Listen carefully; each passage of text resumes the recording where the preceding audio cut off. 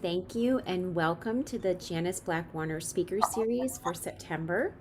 Um, Thank you so much for joining us this evening. We've been on a summer hiatus, so we're really grateful for you and that you're here this evening to hear this wonderful speaker that we have. I have a special announcement before we start with our speaker this evening. I would like to introduce our new co-president of NAMI Westside Los Angeles, Dorit Haroni. Dorit, will you say a couple words? Yes. Hello. Good evening. Thank you, Erin. Erin is the most capable or amazing executive director. We're so blessed to have her with us.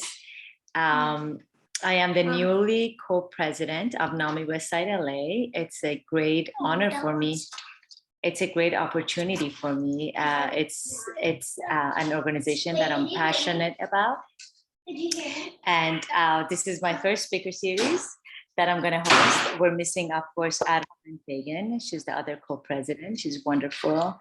And thank you, Erin, for introducing me. Absolutely. Thank you, Dorit. We're very grateful and excited for you to be the new co-president here at NAMI Westside LA. Um, I also want to just take a moment to thank Janice Black Warner, who sponsors our speaker series and makes these speaker series possible. Without her generous contributions, we wouldn't be able to do or host these events and have wonderful speakers. So we're really grateful for Janice Black Warner. Thank you, Janice. And briefly, I'd like to just acknowledge our program director who does an amazing job. And I'd like to give her the floor for a moment just to give us any updates on our programs. Thank you so much, Erin. Good to see you all this evening. My name is Elizabeth. Like Erin said, I run our programs, and we actually are launching our fall classes right now. So we have 2 upcoming peer classes starting in October that we're looking to fill up. So if you or a loved one are interested in our peer classes, it's a free 8-week educational curriculum on how to cope and live well with mental health conditions that is taught by trained peers. So if you're interested, it will be starting the first week of October, and you can either do a Tuesday evening or a Thursday evening from 6:30 to 8. I'm going to go ahead and put my email in the chat. So if you know anyone or you yourself would like to take this class, please email me. Or if you have any questions, I'm happy to hop on a call and talk more about our programs. So thank you so much, Erin. That's the one thing that I want to promote tonight at the speaker series. But an exciting update is we are in the schools today and got to give our first ending the silence of the school year. So it was great. We were over at Pali High and really good to see the students again after the summer break. Thank you, Elizabeth, for that wonderful update. It's very exciting to just hear that boots on the ground making a difference within our community. So thank you so much. So now I would like to welcome our speaker this evening, Meyli Chapin. She is a speaker, a survivor, and author of Terrorist Attack Girl, How I Survived Terrorism and Reconstructed My Shattered Mind. She's also the founder at Trauma Brace. Brace is the first standalone self-help app for trauma survivors. Excuse me. It teaches sufferers to leverage proven evidence-based techniques to help reduce their post-traumatic stress symptoms. Now, with the anniversary of 9/11 approaching and back to school happening, terrorism and gun violence are very topical conversations. NAMI Westside Los Angeles is very grateful to have Meyli here this evening to share her personal story of survival, hope, and her new concept of redefining resiliency. Please help me join and welcome Meyli. Thank you, Meyli. Thank you so much, Erin. Thank you all for having me. I am so honored to be here. And yes, as Erin mentioned, I am a survivor of terrorism. I'm a survivor of PTSD, and I'm now an author and a speaker. But as I talk tonight, I hope that you'll hold this idea of resilience in your mind, that you can reflect on this idea of resilience and truly what it means to you, because I'll give context about my story and everything that I survived and how I came through that experience and what it felt like. But I also want to talk a bit about what resilience meant to me sort of before, during, and after my experience of survival, because I think sometimes the way that we think about resilience can prevent us from healing a little bit. So I've come to really see the idea of resilience in a very different light, and I hope that I can help other people kind of share this new definition with me as well. Meyli, I'm so sorry to interrupt you. I don't know Yeah. if anyone else is having the same issue, but your audio is a little off. Oh, It's a strange. Yeah, it's okay now. Maybe lean into the computer just a little. I'm not sure if I'm the only one, but the audio was a little staticky, kind of robotic almost. So when it doesn't happen all the time, maybe just give a little check. Yeah. How does this sound any better? I'm trying to get a bit closer to the computer here for the audio. That Do you hear that any of sounds the strangeness? that sounds better to me. Okay. Okay, thank you. Uh, I'll give a quick recap of what I just said, and then I'll move on just in case any of that didn't come through. And feel free to cut back in if that happens with the audio again. Um, I was just saying that I'll talk about my story of survival, but I also want to talk about sort of the evolution of my definition of resilience and what's come to mean to me, because I think that for me now it means something much more hopeful in my life than it meant to me before. Oh, it looks like we're getting static again. Strange. Are you hearing again, Erin? I do, Meli. So strange. I wonder if you Huh. exit and then come back. Maybe just try Okay. that. Sure. Yeah, exit and come right back. Okay. We'll work it out. Whatever. We'll make it work. Sure. Uh,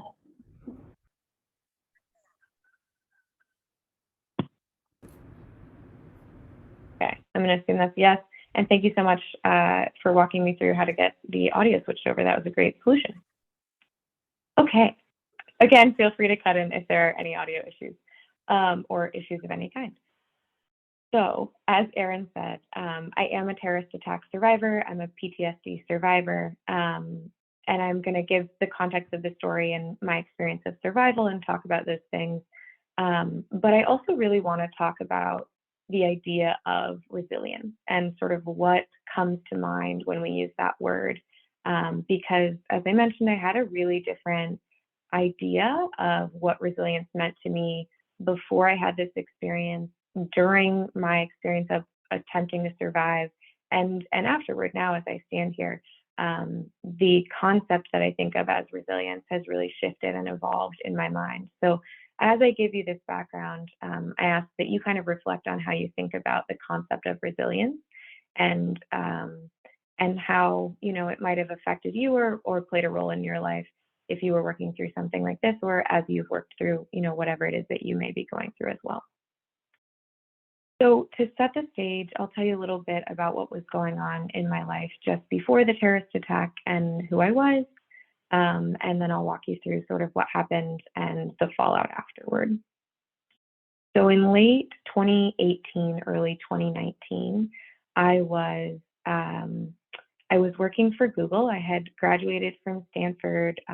I was very type A. I thought of myself very much as sort of an overachiever, and had a list of accolades. I had this impressive resume. But the truth of the matter is I really felt that my self-worth was defined by my accomplishments. And I was always trying to achieve more and more and more in this search for, trying to love myself, trying to be proud of myself, trying to feel worthy of love, and trying to find a sense of fulfillment in what I did. So while everything, looked sort of perfect on the outside, I think that I was really struggling with that on the inside. But I did get to work some really amazing projects as I worked for Google. And so I was a marketing manager at the time. But what a lot of people don't realize is that means that a large percentage of my job was actually research. So I always say, if you want to deeply understand how to talk to your customers, that starts with research. You have to go out and talk to them and understand what they care about, and that will help you understand how to talk to them. So at that time in 2019, the big question at Google and a lot of the technology companies was, how do we help people have a better relationship with their devices? We were starting to see, particularly in the US, a lot of backlash. People were, instead of feeling like their devices were useful or pleasant, they were feeling really burnt out. They were feeling really resentful toward their devices. And so it was this moment of real introspection for technology companies, where a lot of them, Google included, were asking themselves, how do we help people feel better about that relationship? And what if it means helping people get off their devices? Is that something we can do as a technology company? And so what we had honed in on was this idea that not everyone everywhere was developing the same sort of resentment toward their devices. It seemed to be at that time a more Western-centric phenomenon. And so we wanted to understand why in other countries and locales, that type of resentment was not developing. What was the relationship between people and their devices in those places? And how was it different from what was happening in the US? And so I was put in charge of this global research project. And when I say we wanted to understand, we were literally going into people's homes and sitting down and asking them questions, sometimes with an interpreter, to understand their relationship with their device, how they conceptualized that relationship, and how it played a role in their day-to-day lives. And so the project was slated to happen in several countries around the world, but I was going to join the interviews in India and then in Kenya. And then I had a couple other stops for work after that in January of 2019. So after India, I landed in Nairobi. I was only slated to be there for about 2.5 days, so it was a very quick stop there. And it was after the first day I had sat in these interviews, taken some great notes, and on the morning of the second day, I woke up very jet lagged, not surprisingly. And so I woke up about 3 or 4 a.m. local time, and Google had assigned me a driver who was a local Kenyan man who was wonderful and so interesting and incredibly patient with me and all of my questions. And he had mentioned that I really ought to stop in and see the elephant sanctuary while I was there, where they take orphan baby elephants and like rehabilitate them until they can be released back into the wild. And he, kept saying no one should miss it if they're going to be in Nairobi. And so he picked me up in the morning, and I went to see the elephants. And then we stopped for lunch at a place where you can hand feed giraffes. And it's startling to look back on that memory, because I remember, what was important to me at the time. I remember taking photos and wondering what I would post on social media and, things like that were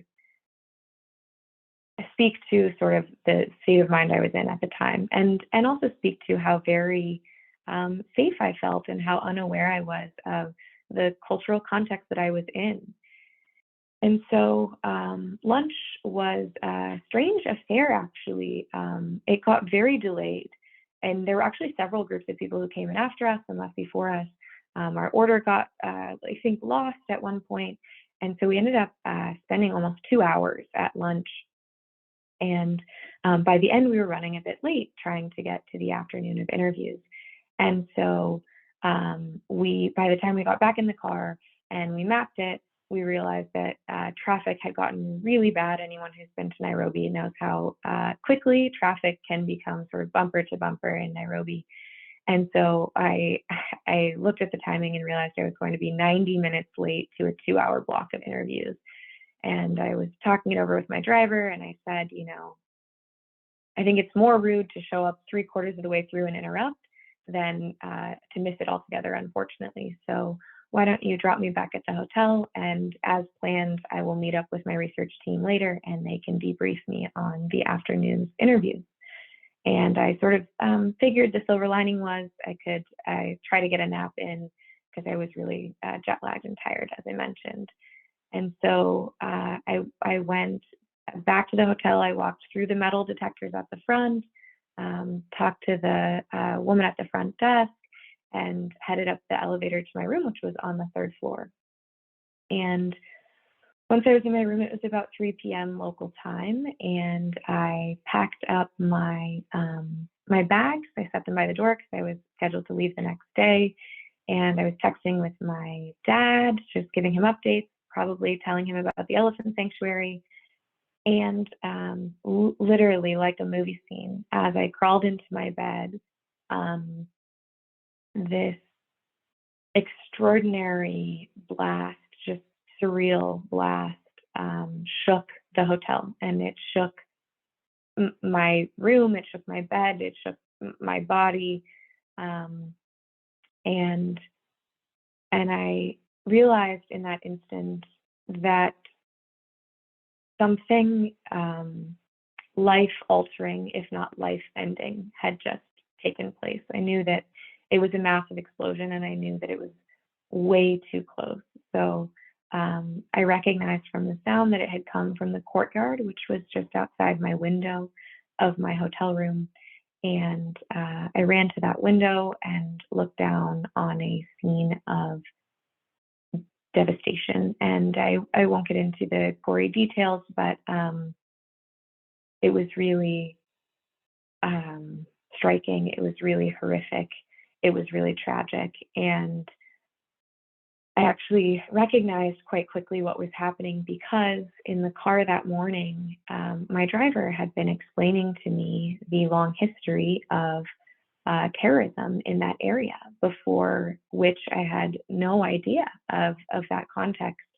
And so I didn't know that Somali extremists target different locations throughout Nairobi, and in particular locations where there's a high concentration of Westerners, because that draws the most focus from the media and from headlines. And it also has a detrimental impact on the tourism economy, which Nairobi is very dependent on. It contributes a lot to the economy there. So he had just told me that context that morning, and I was watching these gunmen walk into the complex, into the hotel, and I knew very quickly what was happening. And so there was really only one thing that I thought about doing, and it was saying my goodbyes to my family. So I got my phone. I had 2 phones, one personal, one work phone. And on my personal phone, I sent really quick goodbye texts to my loved ones, just telling them that I love them. And on my work phone, there's an emergency number that you can call within Google to get connected to physical security services. And I called that number, and I was connected with a woman who began to help me take concrete steps to try to survive, which candidly I felt was totally impossible. I felt the situation was completely hopeless. But she had me barricade my door. She had me turn off my lights so that it looked like no one was inside the hotel room. And she had me find a hiding spot, which was inside the bathroom, which is actually, this is a recreation. This is me in this photo, but this is a recreation of me being crushed into this tiny space where I was attempting to hide from the terrorists in the bathroom. And I'll fast forward the story a little bit, because in a way, at that point, it hit this sort of equilibrium. The attack went on for almost 19 hours. After that, I was trapped inside for about 17 of those 19 hours. And it became this cycle of gunshots, of explosions. They would sometimes get closer, they would sometimes get further away.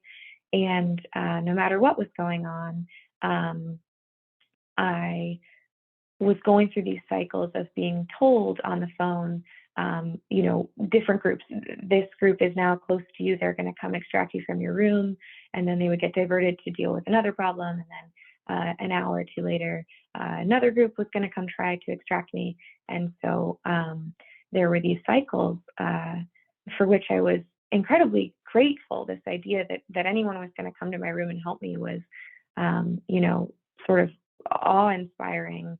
And at the same time, having that snatched away so many times, or to have it delayed so many times was, it was really traumatizing. It was really difficult to keep making peace with, or at least accepting the fact that my life was going to end, and then having to get back into this fight mode, get ready to fight, get ready to run, get ready to make your escape. And maybe you'll get to see your family again, and maybe you'll get to live, and then back into, oh no, they can't come get you after all. That started to reach this just painful sort of equilibrium that was very much wearing down my nerves and my nervous system, for that matter. And then about 12 hours in, the tide of the experience really changed when I started to get phone calls on the physical phone that was mounted to the wall in the bathroom of my hotel room. And the person making those calls, it was an American man. He was very calm, and he explained to me the first time that I picked up the call that there were US and UK forces on the ground that were engaging the terrorists, and that my floor had been secured. And so for the time being, it was imperative that I stayed in my room, but that there would be a force sent to extract me as soon as it was possible to do so. But he did, advise me that could still be several hours as it was. And so, as I said, 17 hours into the experience, when it had become almost comfortable is not the right word, but I started to accept that it was this never-ending cycle. I had gotten used to the emotional roller coaster, and had even begun to drift in and out of consciousness between the bursts of gunshots, which is crazy to even think back on, that it had started to become that normal almost in that environment, the never-ending rounds and rounds of gunshots. 17 hours in, there was a knock on my door, and there was an extraction team in bulletproof vests, and they brought me out of the hotel, which looked like a scene in a movie. It looked post-apocalyptic. It was like a totally different hotel than the one that I had walked into just the day before, which was hard to fathom. And they put me in an armored vehicle, and I was driven to the American Embassy in Nairobi. And at that point, two things really surfaced in my consciousness that felt really strange. And the first one was that I was really jumpy. There are these massive doors that bolt shut when you close them automatically inside of the embassy. And so opening them when the bolt is thrown open, or closing them when the bolt shuts, is very, very loud. And I would jump every time someone opened or closed a door. And sometimes I would even sort of shriek or scream. And I remember wondering, why I was having such a reaction. I knew that I was fairly safe, and that the attack, for the intents and purposes of my experience, was over. But I was really jumpy, and I kept trying to tell myself that it's only because my nerves are really fried from this experience, which makes sense. And, of course you're on edge, and you've been awake for almost 2 days. Once you get some sleep, that will wear off. So I had still this naive belief that the fallout from the experience was going to be very short-lived and temporary. And the second thing that was really startling to me was that the survivors were a bit of a spectacle. As we were sort of walked through the embassy, people would stand, they would clap, they would talk, they would gesture toward us, typically without approaching or speaking to us at all, which I think was out of concern for our well-being. But it was really strange. It was really, really strange to suddenly feel like I had this crazy, tragic, horrific experience that people didn't know how to relate to, and that I had become this spectacle. And I remember thinking to myself too that that was going to go away. You know, as soon as I got home and rested and settled back in, everything would go back to normal. And for anyone who's dealt with trauma of any kind, they know that that is really, unfortunately, very much not the case. So there was, as I got back to the U.S., I went to my parents' house in Ohio, and there was this blissful state of shock almost, where I just hadn't processed the event at all. I was still very tired. I was sleeping a ton. I was trying to figure out how to talk about the experience, how to almost like make jokes, how to figure, trying really hard to figure out how to approach it like a normal subject, like anything else that had ever happened to me in my life. But on the third day, after I had sort of caught up on sleep and really started to process what had happened, I started to have all of this fallout, all of these symptoms. And as it was my first time dealing with a mental health condition that was diagnosable and very concrete, I really didn't know what was happening. But the first thing that happened was I went to get into bed that third day to go to sleep, and I started to breathe really heavily, and my heart started pounding and my hands started shaking, and I actually started crying while I was lying in bed. And I realized the thought that was going through my head over and over was, how long until the bomb goes off? Not will a bomb go off again, but how long until the bomb goes off? And that turned into the panic of the terrorists are certainly here. They'll have found me here, and they're going to detonate a bomb any second. I'm not safe anywhere. And I had to get up and get out of bed and try to alleviate this panic. And what I was doing at the time was a lot of sublimating. I would go and watch mindless TV. I watched a lot of reality shows to sort of drown myself in anything else. And then I started having panic attacks when sounds or sights would remind me of the event, like hearing a fire alarm or hearing fireworks, which sound like gunshots. And I would often fall to the ground and start hyperventilating. And I was dealing with these really vivid flashbacks. And then when I could sleep, which was not often, I would have these really, really vivid nightmares, and I would wake up in a full sweat. So I was afraid to go to sleep.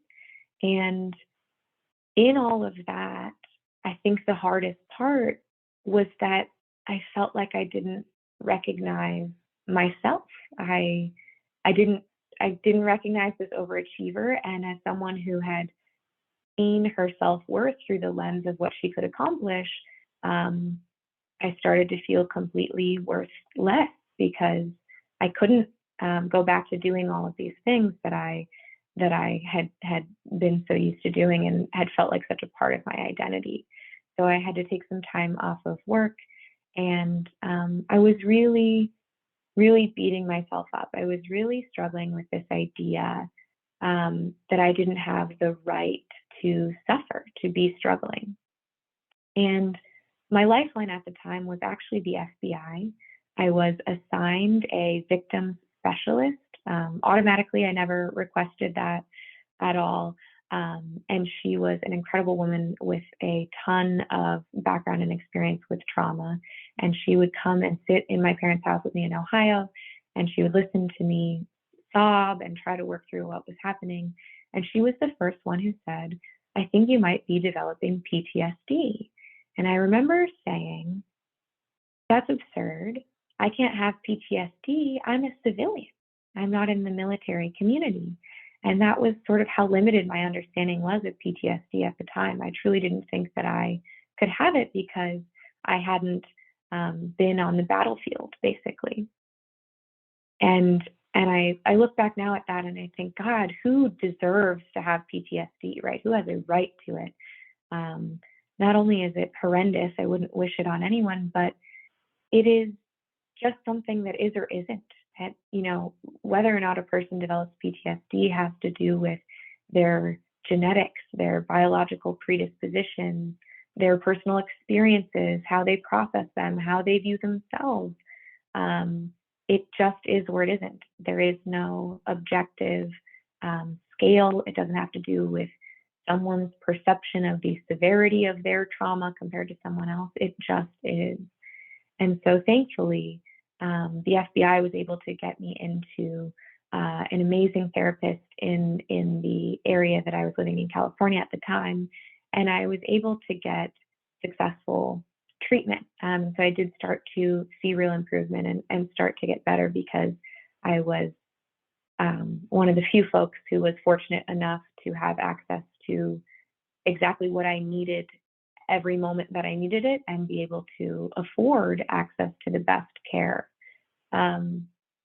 But as I look back on that experience of beginning to heal, I think about what I was really struggling with at the time. And I sort of touched on this, but what I was really struggling with was that I couldn't focus on getting better because I didn't know how to integrate this suffering, this struggling, this PTSD into the way that I perceived my identity before that. I kept thinking that I didn't deserve to struggle, which meant I didn't deserve treatment. Or I would think, you know, that I should just be able to buckle down, just focus more, try harder, and thereby be able to just get over it. And I remember thinking to myself, I physically lived through the experience. What more could I want? You know, why can't I just get past this? And that was sort of this nasty cycle of thought, this infinite loop where I'd say, I don't deserve to be struggling, and yet I am struggling. And so then I would berate myself for struggling, which would make me struggle more. And then the vicious cycle would start over and worsen, and that would go on. And so this is where I come back to this idea of resilience and of what it meant to me at the time and what it has come to mean to me now. Because I remember being really surprised at the time to feel like I had to come to grips with the fact that I simply wasn't resilient. That was how I felt at the time. I had always thought of myself as someone who would get up as many times as they were knocked down. And then in the aftermath of this tragic event, literally and metaphorically, I couldn't get up. I was often on my floor, literally sobbing. And so I couldn't get up. I certainly couldn't get up on my own. And I would just lie there and wonder, what is wrong with me? And if I'm not this person that I've always thought I was, if I'm not high achieving, if I'm not resilient, is my life worth living? And I became obsessed with this idea that I should have died in the attack, that I didn't deserve to live because I didn't have what it takes. I couldn't overcome the experience. I couldn't surmount it. And that's exactly what I want to focus on tonight. So the dictionary definition of resilience literally is of a person or animal able to withstand or recover quickly from difficult conditions. And I don't know how you perceive it in your mind, but at that time, the way I saw resilience was as something a person either has or doesn't have, just something they inherently are or are not. And that was why I was spiraling, because I felt like after being pushed to the brink of my sanity in this experience and having all of my beliefs about the world shattered in a single day, I had discovered that I just wasn't resilient. I just wasn't the person that I thought I was. And I remember thinking, like, okay, clearly I wasn't able to just withstand these difficult conditions, nor do I feel like I'm able to recover quickly, whatever that means. So I want to pause in that part of the story for a second, and I want to cheat the story and circle back to who I am today, which you heard a little bit about. So yes, I have published this book called Terrorist Attack Girl, and it's about my experience in the attack and my survival afterward. And it came out earlier this year, and I've been lucky to see a lot of success with it. We've sold copies all around the world. I think hundreds of copies to 8 different countries, and I am even luckier than that because on a daily basis, I get messages about how people connect with the content in the book and how it's helped them on their journeys to heal. And I started a small technology company that makes an app for other survivors of traumatic events. And that has been really well received. And that has downloads in, I think, 15 different countries. And we're now starting to contract with institutions in the US to bring it to more US populations. And we made a Ukrainian translation of that app to help with the survivors in Ukraine. And yes, I speak publicly and I give keynote talks. And so if you look at me today, you might hear that kind of summary of my experience. Meyli Chapin is a terrorist attack and PTSD survivor who published a book and founded a company and speaks professionally. And you might think, wow, that's a really resilient person, right? You might think that. But that is the thing. That's the thing I really, really want to leave you with, is that I only look resilient when you fast forward time. And that's actually why people connect with my book. It's what they tell me so often, is because my book is literally, I'm not exaggerating, the published version of a journal that I was keeping in the immediate aftermath of the attack.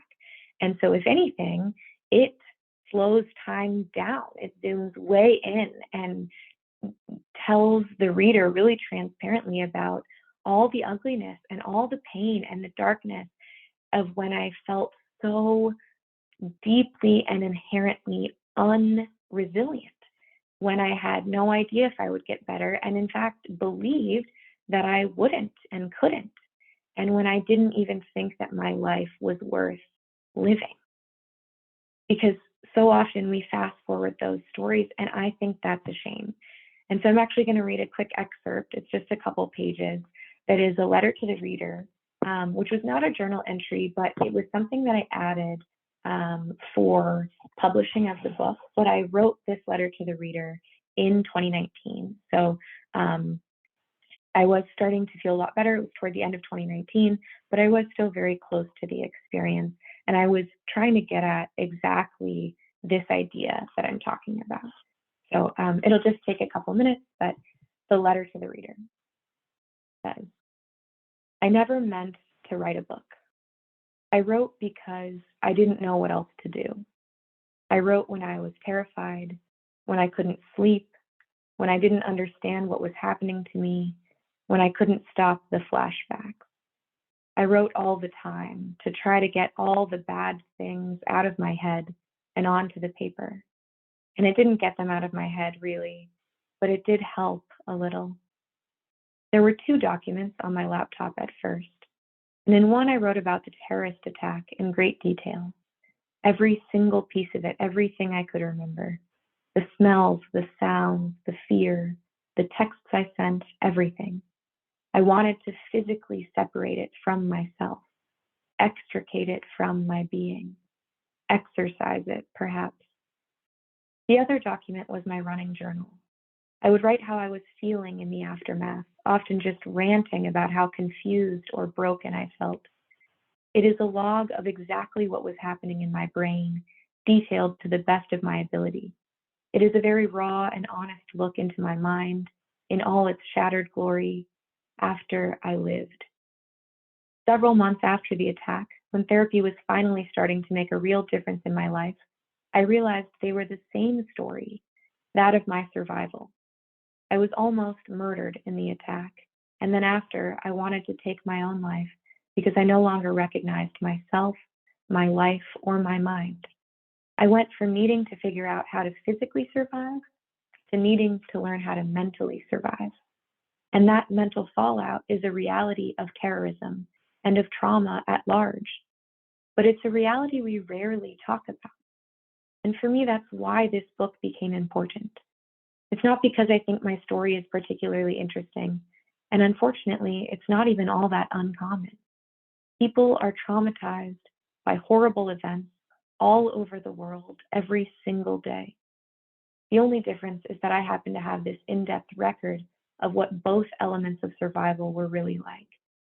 So I combined the two documents into this book so that readers can understand what both battles for survival were like.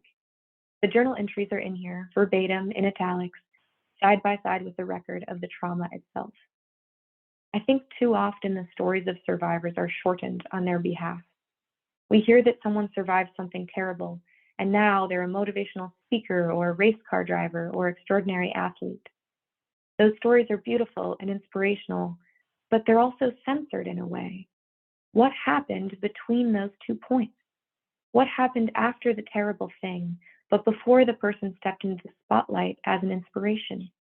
I'd be willing to bet it was an incredible Herculean struggle, a battle of wills inside oneself, fighting against the resounding shockwaves of the trauma and the mind it left in ruins to make oneself whole again, to make light in the darkness, to even believe that there could be light again. And by leaving out that part of the story, I think we do a disservice to anyone who is struggling or ever has. And unfortunately, that is almost all of us. To quote a very sad statistic, the majority of Americans will have survived at least one acute trauma by the time they are 45 years old. Mine happened when I was 26. I'm lucky it's only been the one so far. But I want to open my mind and my heart to you and look back at that time, because I want to tell my own story in my own words the way it really happened. Darkness, ugliness, and all. Because it's the truth, the whole truth. So if you ever hear someone else tell my story the short way, saying that I went on to start a company and help people after I lived through a terrorist attack, just remember what happened in between. And if you're currently struggling, know that it's okay. And there really is a light at the end of the tunnel. Even if you feel beaten and you're crawling over the sharp gravel at the bottom of the tunnel, dragging yourself along and stopping every few feet to cry, scraping your knees, bloody and dirty, know that it's natural. Bad things happen to us, and they can be really hard to deal with, not just physically, but also mentally. Let yourself struggle and let yourself cry, and then keep crawling and getting stronger and looking for that light. Never lose hope. And that is why I want to redefine the way we think of this idea of resilience, because it's not about speed of recovery, and it's certainly not something you just have or don't or do or fail to do. It's about the million tiny, painful steps on the road to recovery. That's the truth. That's how I'm here today. That's how any of us is here today. I woke up every day and I managed what I could. And sometimes that was nothing. Sometimes it was just getting out of bed. Sometimes it was therapy. Sometimes it was watching a TV show. Sometimes it was 4 steps forward and 2 steps back. I pushed myself, but not beyond what I was capable of. And it was incredibly difficult day in and day out, but it wasn't superhuman. And I actually focused not even on my own strength or my own abilities. I focused on why I wanted to get better. And for me, it was for my family. It was for my parents and my brother, who were still in jeopardy of losing their daughter or sister, even though I had physically survived. And it was for my fiance, who's now my husband, who would have done anything to help me feel just a little bit better. All of whom were enduring my rage and my mood swings and exhaustion and flashbacks and panic attacks and insomnia and frustration and never-ending tears, but none of whom could heal me. I did that for them a million times, day in and day out. It was a million tiny steps in the right direction, although a bunch of steps backward as well. And eventually, one day, finally, it wasn't for them anymore. Eventually, it was for me. And I was getting my life back. And I was redefining myself and my priorities. And I was finding what I had always been missing, which was a way to feel fulfilled. And I really, really believe that that is possible for anyone who has the access to the right resources and the right support system, because I wasn't inherently resilient. I think there is an unspoken myth that when a wound is invisible, it's easy to heal. We don't think broken legs are easy to heal, and we certainly don't expect them to just heal on their own or without the help of experts. But it does seem that often the world thinks that mental struggles should simply go away on their own or be somehow easier to heal. And I think that belief sits hardest on the person who is struggling. But just like with a broken leg, I needed the help of experts. I needed a great support system, and I needed to find the intrinsic motivation to keep doing the hard work of healing day in and day out. And so if I could leave you with maybe a new definition of resilience, I would say something like this: of a person or animal who is able to withstand the difficulty of pain and pain of healing and continue to find the intrinsic motivation to do so day after day. Thank you so much, and I am happy to take questions if there are any. Thank you for listening.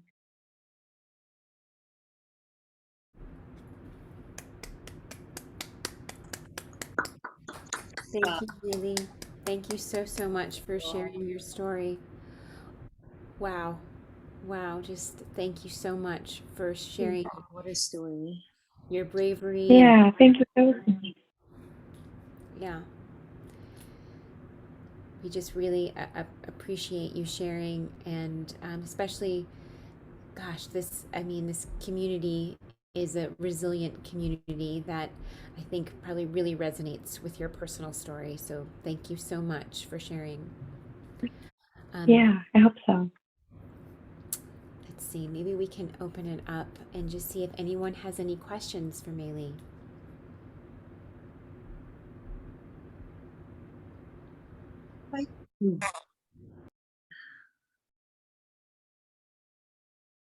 Go ahead, Dorit.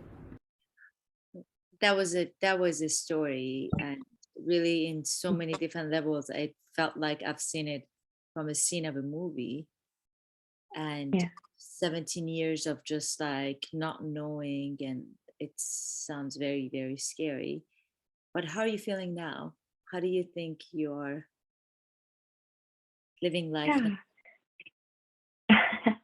I feel good. I think that in many ways I am irrevocably a different person. I sometimes say, there are parts of me that did die in that attack in some ways. And in some ways, everything about my life has changed. Where I'm located, what I do, the way I prioritize, my thought processes. I've re-examined a lot of personal beliefs, right? So many things have changed, but there's a beauty in the continuity too. I have always loved to write, and now that's something that I get to do. And I've always loved to help people, and now that's something that I get to do. And in this insane, cosmic way, it was through this tragedy that I found fulfillment and a way to try to help other people. So in a way, I'm thankful for what I was able to figure out in the aftermath. That makes sense. We're so happy you're doing well. And yeah, Thank you. that's that story. I think a lot of people would benefit just reading the book, knowing that asking for help, right, Erin, is that something we teach in our classrooms, that asking for help is okay. And that's what Elizabeth was saying today, going to schools. It's just like having the language to ask for help. I think that's Yeah. something we should, you know, asking for help and knowing that it's okay to have hard times, to have hard days. Yeah. Yeah, and I think that another thing that I talk about a lot is that it's often when we're hurting the most that we feel the most alone. But so many folks are always out there hurting as well. And so it's really when you're hurting that you're least alone in a lot of ways.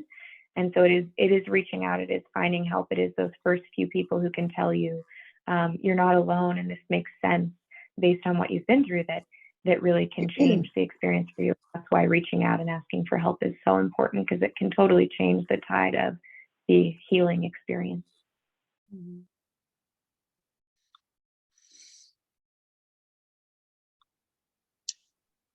Wow.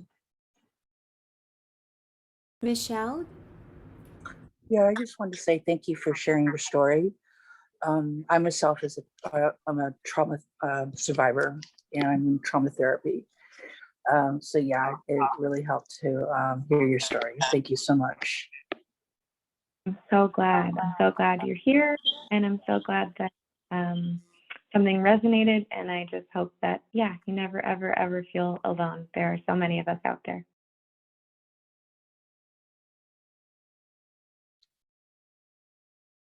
Meyli, thank you too for saying that it's like recovery is also a journey. You know, that sometimes you're feeling you're going to have your good days or those million steps. You kind of said that. And I know I'm a trauma survivor as well. And it it was interesting that some of the things when you were talking, things were resonating with me and coming up with me, and it was some of it was even activating in some ways, and Yeah.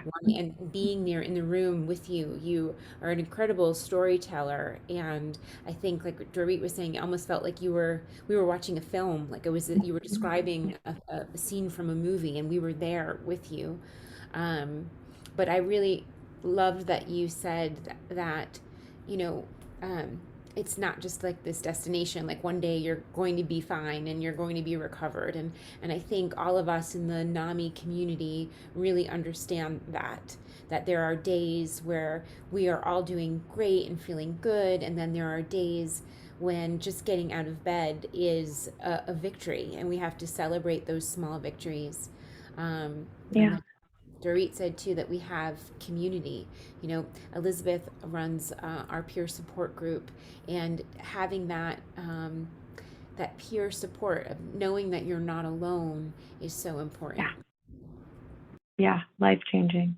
And it's so true. The other thing that's sort of become, you know, something I think about and talk about a lot is that healing is hard. As I said, it's really difficult. And it's exactly as you were saying, it's sort of a never ending journey. But I do think that the only thing more painful or more difficult than the healing process is living with that trauma alone and trying to shoulder it, right? Without healing, without help, without community, without support. So I always tell everyone, I know it can be so hard to seek help and to ask for it.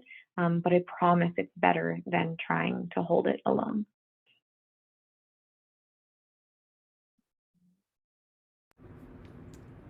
Thank you so much. It's Janis. I just want to thank you. Going through my own traumas and listening to your story, what I got out of it is you do feel alone, and sleep is impossible at times. And I felt like I was with you in that room, and I've traveled to many parts of the world, and you think you're safe. You think you're in those four walls and you're talking to your family, and you just packed your suitcase and you're ready to get up and see, you know, everything's going to be the same. But life is a journey, and it is an obstacle, and not everything is perfect. And you're so young to go through that. And I was thinking, how many people could relate to that? I don't know a lot. I know, you know, we all have different traumas or whatnot, and life, as I said, is an obstacle, and you get through things and but being alone and coming back by yourself, may I ask, could you ever go back to work with Google again, or did they offer you any positions? Or Yeah, I that would take me another hour to get into sort of the complexities of what happened when I got back. But I was offered to return to my same role. And I just, by that point, I had become obsessed with this idea that I had to build a piece of technology for people who couldn't afford the therapy that I had gotten. You know, I spent $8,000 out of pocket on my therapy. That's insane. That's inaccessible for the vast majority of people. And so I had, you know, my brain was already somewhere else at trying to create, you know, wanting to go create this app that we're now lucky enough to be able to offer. But it was lonely at the time. I am, you know, I always say like the last piece of fixing my broken heart was I got to sit down with another female civilian terrorist attack survivor earlier this year, actually. And it was the first person who could like finish all of my sentences. It was really incredible. But at the same time, in a way, trauma is trauma, right? Like there are so many people who have reached out and read my book and said like, your pain is my pain. Your words are the words I've never had to explain what I'm going through. And so in this incredible way, I have found more community and more empathy in the journey of telling this story than I ever could have imagined. So that's been really extraordinary. And it's like every time I tell my story, I heal a little bit more. So I'm just always so thankful for the opportunities and just to connect with anyone else who can understand trauma, because the truth is, if you can understand trauma, you can understand almost anyone's trauma. We would love you to be involved with NAMI. Thank you. I still love your Wonderful organization. I can't even office. tell you.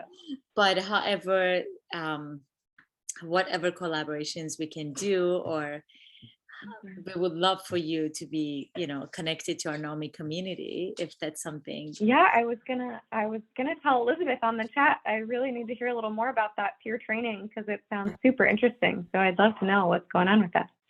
Meyli, yeah. we're already texting back and forth Yeah, saying, we're we're on the same already recruiting you. So. Amazing. to I have you can't in the wait. family. It's a wonderful family. I didn't go through the trauma I know, but I keep telling them, you guys please leave. They're like, but it's very interesting. Yeah. It's past their bedtime. But the trauma, but you, yes, I didn't go through the trauma you've been through, but like, I think trauma is trauma, and I could relate to what you're saying. Like you get flashbacks with like my life stories and what's happened to my life. Yeah. So it's very much relatable. Your story. I mean, Erin said it. You're an amazing storyteller. Put a lot of pictures in my head, but very relatable, and it was beautiful. I'm sorry that you had to go through it to write the book, but it's a beautiful book. Thank you. I so appreciate that. Thank you so much. Thanks for all the kind words and support, and for helping me get the message out there. I said to Erin earlier, my goal is just always to lend some empathy and hope to folks when they need it most. So I hope we're able to do that together as a group. Amen. Absolutely, Meyli. Thank you so much. The hope, empathy, and resiliency, those are the backbones of NAMI. So thank you again. I also want to just be mindful because Meyli is actually joining us from the East Coast. So it's actually 11:06 her time. So she has been so gracious with her time. So again, thank you so much. Thank you. For joining us. And Janis, thank you so much as well for making these opportunities possible. And for all the folks that stayed with us this evening, thank you. And this will also be on our YouTube channel. So if you are inspired and you want to share it, we'll be able to share those links with you. So thank you again, Meyli. And we'll see you all next month. Thank you all. Thank you, Erin. Thank you. All right, take care, everyone. Bye-bye. Good evening. Bye-bye. Thanks, Janet.